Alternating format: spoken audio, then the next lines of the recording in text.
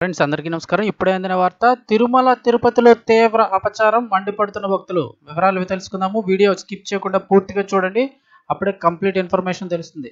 అలాగే తప్పకుండా లైక్ చేయండి. లైక్ చేయడం వల్ల ఇలాంటి ఇన్ఫర్మేషన్, మీరు చేసే ఒక లైక్ వల్ల మరింత మందికి సమాచారం అయితే చేరుతుంది.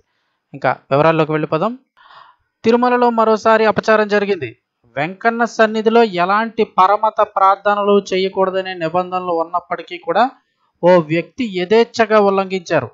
తిరుమల తిరుపతి నుంచి వాహనంతో తిరుమల కళ్యాణ వేదిక వద్దకు చేరుకున్నారు. కొండపైన కళ్యాణ వేదిక వద్దకు వెళ్ళారు. అక్కడ మధ్యాహ్నం సమయంలో నమాజ్ చేశాడు. అనంతరం అక్కడి నుంచి అతను వెళ్ళిపోయాడు. ఈ దృశ్యాలు స్థానిక సీసీ ఫుటేజ్లో అయితే నమోదయ్యాయి.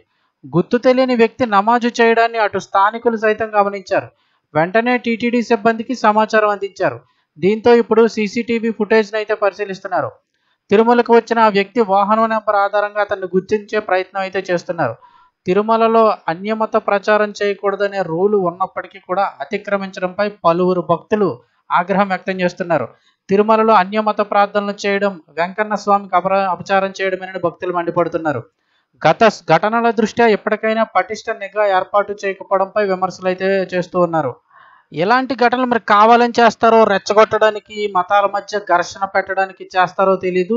వాళ్ళకంటూ ప్రత్యేకంగా ప్రార్థనా స్థలాలు ఉన్నప్పటికీ కూడా అన్యమత ప్రచారం ఇక్కడ చేయకూడదని ప్రత్యేకంగా కొండపైకి వచ్చి మరి కళ్యాణ వేదిక వద్ద ఇలా నమాజు చేశారు. అందరి మధ్య నమాజ్ చేసి వెళ్ళాడంటే మరి ఇది ఎందుకు చేస్తున్నారు? ఏదైనా కావాలని విద్వేషాలు రేపడానికా, లేక వేరే ఏదైనా కోణం ఉందా అనేది అయితే చూడాల్సింది. ఏదైనా సరే నిఘా వ్యవస్థ అనేది అయితే కనుక అప్రమత్తంగా లేదనే విషయం అయితే తెలుస్తుందంటూ భక్తులు మండిపడుతున్నారు.